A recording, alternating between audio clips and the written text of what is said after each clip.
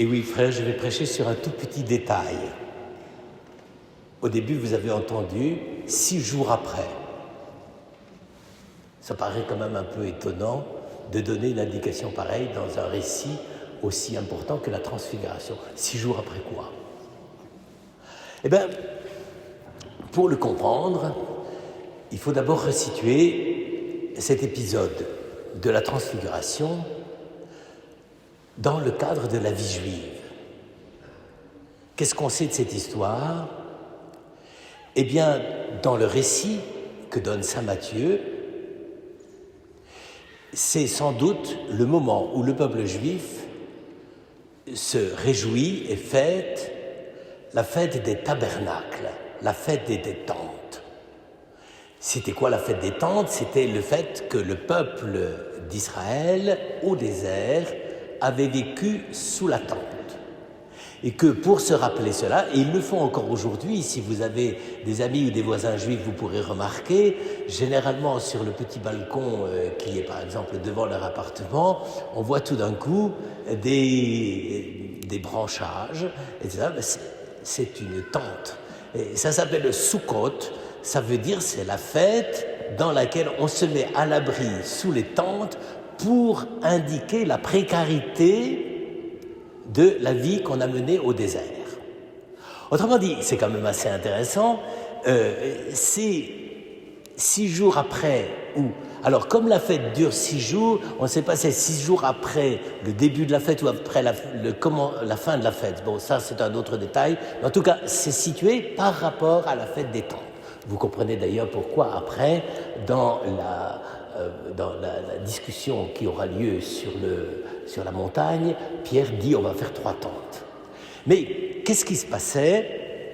Il se passait une chose assez étrange, c'est que la fête de Sukkot était devenue un peu, je ne vais pas dire des horreurs, mais un peu comme la feria à Arles, c'est-à-dire pas très édifiant, c'était un peu joyeux et surtout très brouhaha. C'était une fête, comme elle durait un certain temps, eh bien on s'éclatait, quoi. C'était ça la fête. Or, c'est déjà un indice pour la fête de la Transfiguration, c'est que Jésus en a un peu assez du brouhaha, de la feria et de la fête des tentes. Et donc, il demande à 3 de ses disciples, qui sont, triés sur le volet, Pierre, Jacques et Jean, pour les emmener précisément sur la montagne, là où on est sûr normalement qu'on sera au calme. En conséquence, la fête de la Transfiguration, c'est déjà un indice de l'attitude que nous devons avoir. La plupart du temps, on imagine que la fête de la Transfiguration, c'est extraordinaire, c'est merveilleux, Jésus apparaît plein de lumière. Là. Oui, sauf que la note fondamentale, l'orientation fondamentale de ce que Jésus va partager, va donner à ses disciples, c'est quelque chose d'intime, presque secret d'ailleurs, puisqu'il ne faut même plus en parler après. Donc, intime, secret et qui ne fait pas de bruit. En général, sur les hautes montagnes, sauf quand c'est sur le Mont Blanc et que tout le monde veut y aller, mais normalement, sur les hautes montagnes, c'est apprécié parce que c'est le calme et la tranquillité. Voilà donc un premier indice. La Transfiguration fête du calme, de la solitude, de l'isolement et de la contemplation. C'est sans doute un des sommets de la vie contemplative des disciples auxquels ils ont été invités. Deuxièmement, c'est donc dans l'intimité. Et là, on s'aperçoit que Jésus apparaît en pleine lumière, c'est le cas de le dire.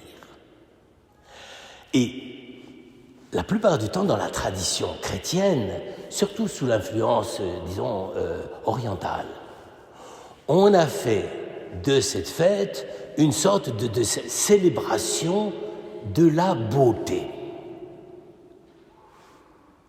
c'est pas interdit.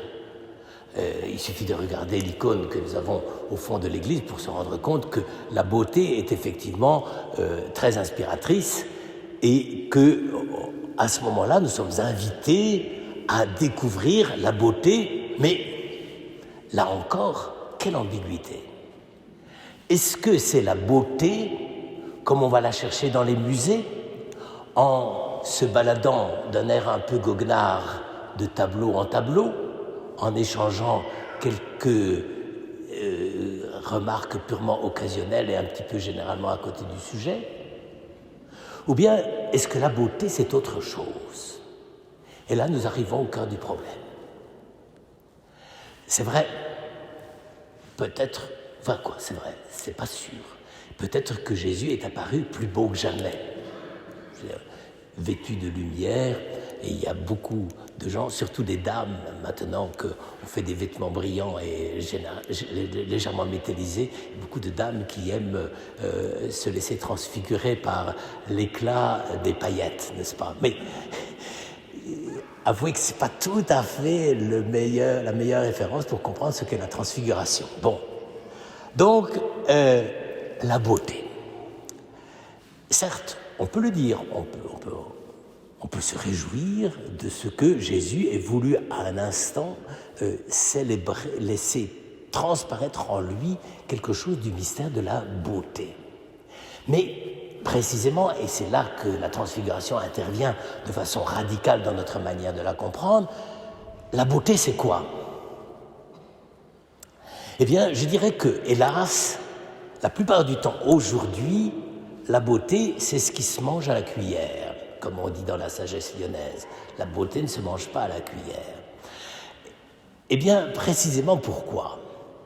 Parce que la beauté aujourd'hui, c'est une sorte de valeur universelle qui est beaucoup plus admise que le bien ou le vrai. Le vrai, il y a longtemps qu'on a jeté ça par-dessus bord, on s'en intéresse plus. Si c'est beau, tant mieux. Si c'est vrai, tant mieux. Mais si c'est pas vrai, ça change rien. On peut être parfaitement d'accord sans avoir exactement les mêmes idées. Le bien, là, c'est encore plus compliqué, parce que le bien, normalement, c'est ce qui devrait être considéré comme bien par tout le monde, ce qui permettrait de faire la guerre, d'éviter de faire la guerre. Mais donc, le bien et le vrai, aujourd'hui, c'est plus des valeurs d'unité.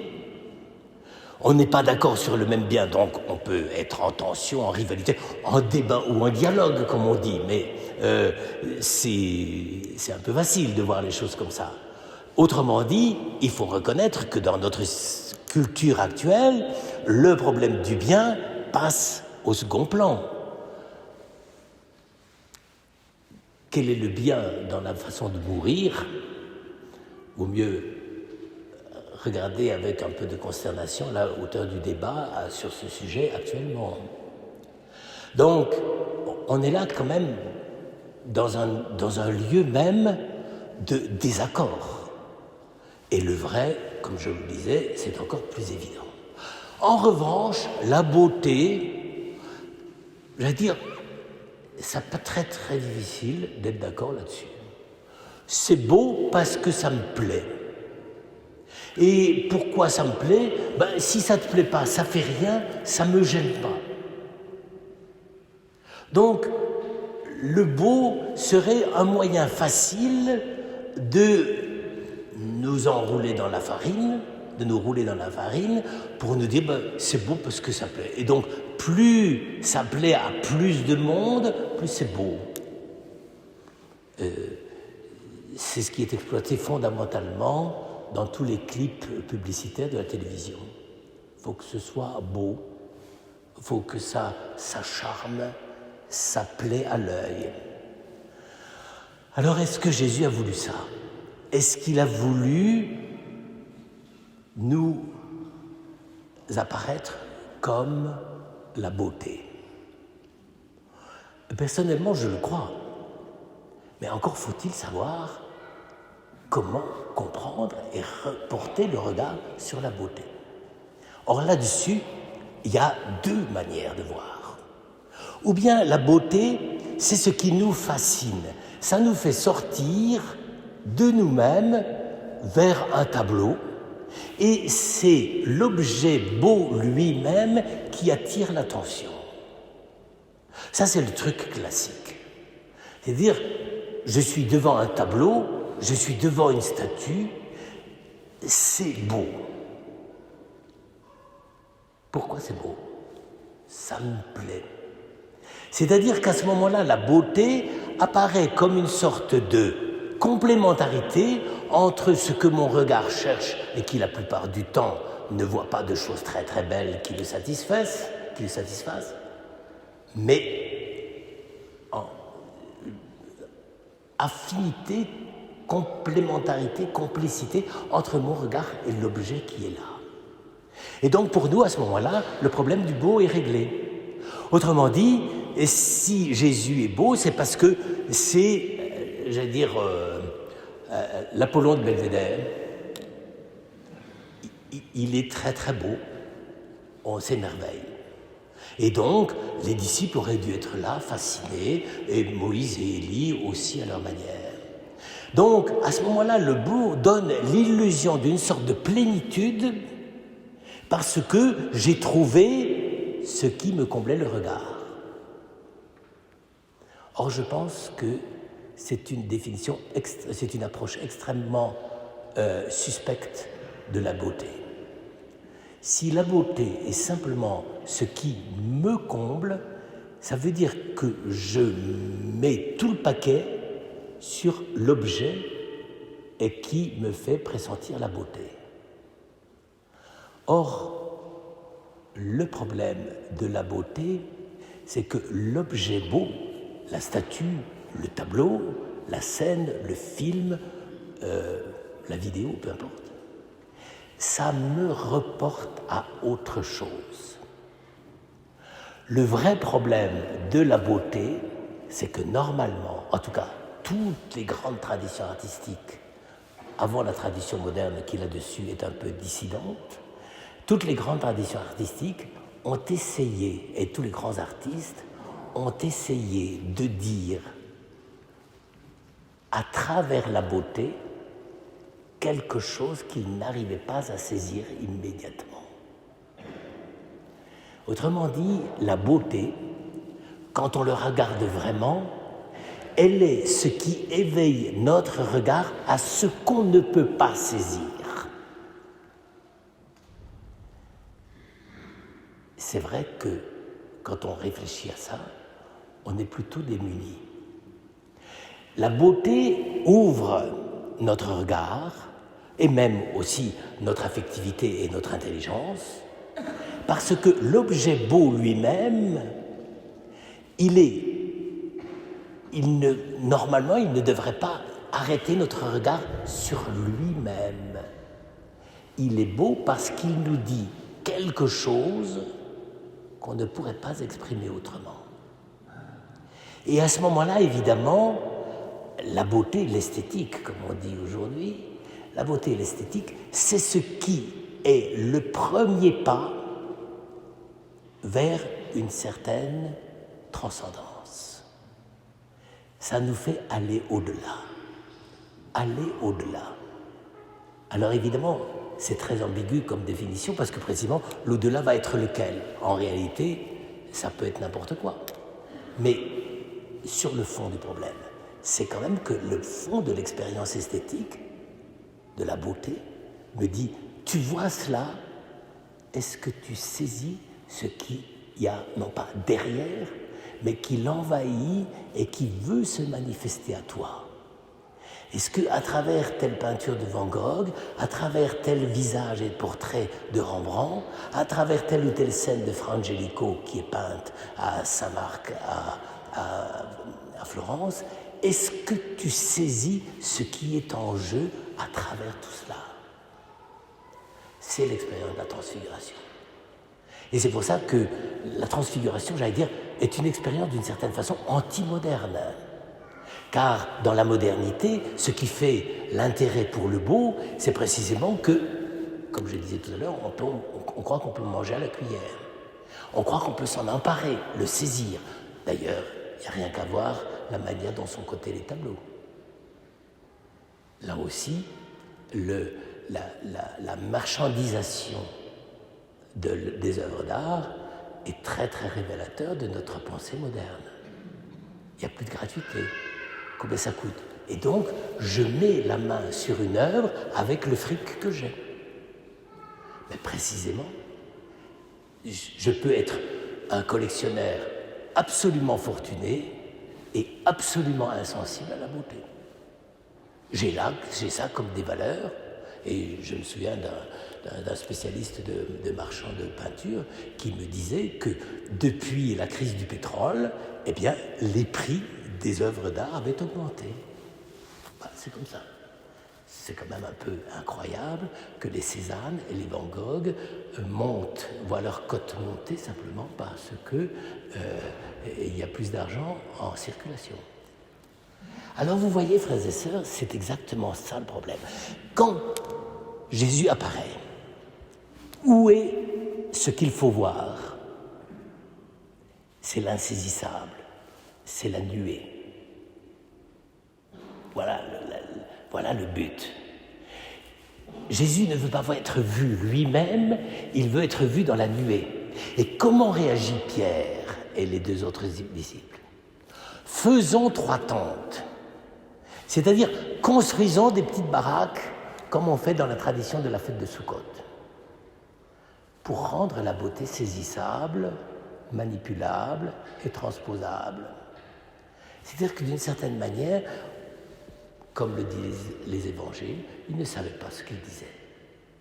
Il était en train de perdre le fil même de l'expérience qui lui était proposée. Jésus n'était pas apparu dans la gloire pour que la gloire soit transfigurée en baraquement, mais il était apparu dans la gloire pour montrer qu'on ne pouvait pas représenter la demeure de Dieu dans le cœur de son Père.